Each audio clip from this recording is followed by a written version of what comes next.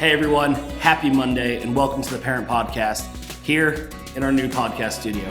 I hope you had an amazing time of worship this weekend with our church family here at ABC. I'm Josh, youth pastor here at the church, and I want to thank you for joining me either on your drive, your lunch break, or just that time you set aside for this each week. So, without further ado, let's get to it. So, as of late, my weekly podcast has been lacking in the weekly department. I'd like to first start off by apologizing for that today. The beginning of our school year, our church's fall kickoff, and a few other things have really been kicking my butt lately. The harsh reality is that I'm dealing with something I've never had to deal with in my entire life.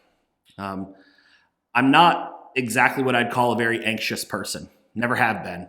For years, I actually kind of prided myself on being someone who never gets stressed out. And I used to be, a master of going with the flow. Until these last few months. I've talked with our students. I've talked with some of you. These last 6 months have sent me to a place that I know about, but have never really experienced. We deal with anxiety in our house all the time. My wife is anxious. My daughter gets anxious. I'm usually the rock. But here's the thing that I've learned over the past few months. God allows us to go through things sometimes, not so we can be stronger, but so that we can understand others' struggles. In the world we live in today, almost all teenagers struggle with anxiety in some way. Many of them have learned how to mask it, but some level of it is there. The world they live in, especially with technology and social media dominating their thoughts, is a breeding ground for anxiety.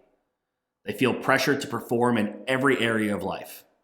They feel like they have to get good grades, they have to perform in sports or in the arts, they have to perform on social media, and sadly, some of them even feel like they have to perform at home to earn their family's love.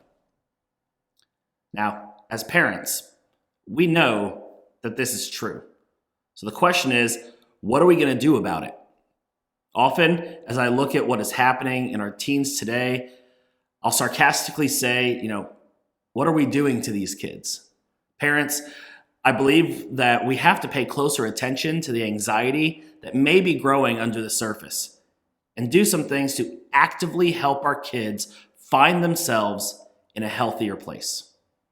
I've had to learn how to do that, and I want to offer a few thoughts for you as you help your teenager continue to grow. First of all, I've learned over these past few months to lead with empathy. There are lots of people smarter than me who have been saying this for years, but it really is true. When your teenager faces anxiety of any kind, you have to put yourself in their shoes and help them believe that you hear them, that you see them, and that you empathize with how they feel. If they believe you're just trying to push them through it, it probably isn't going to work. You have to make a connection with them first, and they have to believe that you understand what they're going through. Because once they believe that, doors can open to having real conversations that need to be had. Secondly, we have to celebrate the small wins along the way. There's going to be times when our kids will be anxious about some things that feel very small to us. When we see them be able to work through it, we have to let them know that we see the win. We have to help them say that they can overcome their anxiety as they move through life. We have to get to a point where we are able to say, I know it's hard, but you can do it. Because when teenagers start to believe that they have what it takes to overcome things that are difficult, their anxiety levels go down and they will be much better situated for adult life.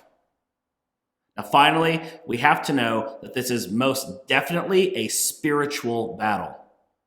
We have to teach our teenagers that God can overcome anything. The God who overcame sin and death can live in them if they choose to follow him. We all know that if we simply try to muster up our own strength to fight anxiety, it's not going to work for long. I had to learn this the hard way over these past few months.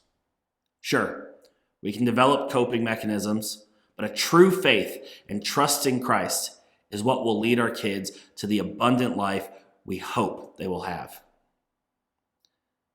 Part of this spiritual battle should include prayer. Prayer should be the first thing we do for and with our kids.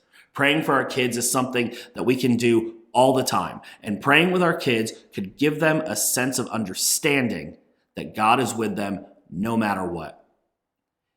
Even if praying with your teenager looks like you being the one with all the words, that's okay.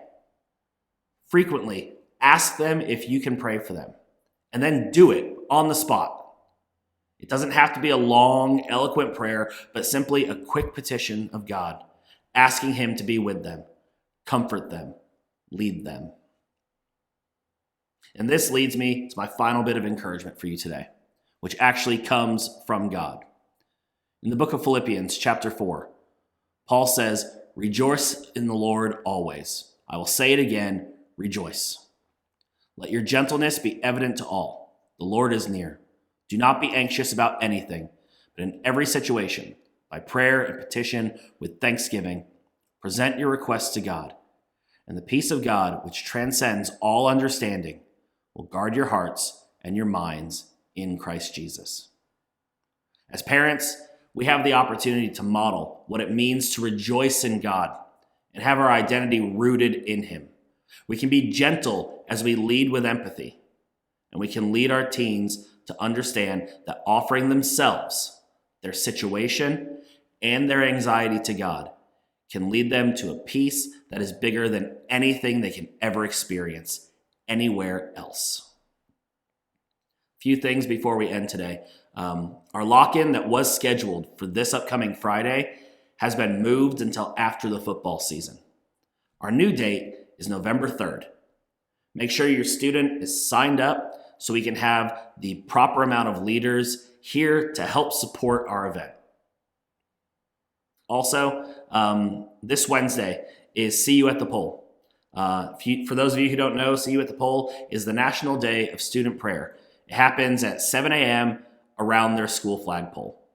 And that evening, our youth ministry, along with the youth ministries around Granbury, will be coming together for Fuse, a night of youth worship together at the high school auditorium. Our vehicles will leave the church by 6:15 this Wednesday. The event lasts until 8:30, and we should be back at ABC by 9. If your student rides from ABC, they must have a fall participation form filled out. A link to the form can be found at actonbaptist.com/youth. Now finally, beginning October 16th and running through the 31st, our first camp fundraiser for 2024 will be happening in the church parking lot. We are having our inaugural ABC Youth Pumpkin Patch. Pumpkins will arrive on Sunday the 15th, and the booth will need to be manned daily from the 16th onward. Make sure to get your students to sign up for a shift or two throughout the month. And feel free to pick up a shift or two yourself to help us lower the cost of camp. Listen, thank you so much for listening today. Know that I'm always praying for you and your family every single day. If you haven't already, make sure to follow our social media accounts on Facebook and on Instagram by searching for AB Youth Min. Also, go ahead and share our podcast so our reach can go out that much further. Thanks for joining me this morning, and we'll see you here at Acton Baptist and on the Parent Podcast next week.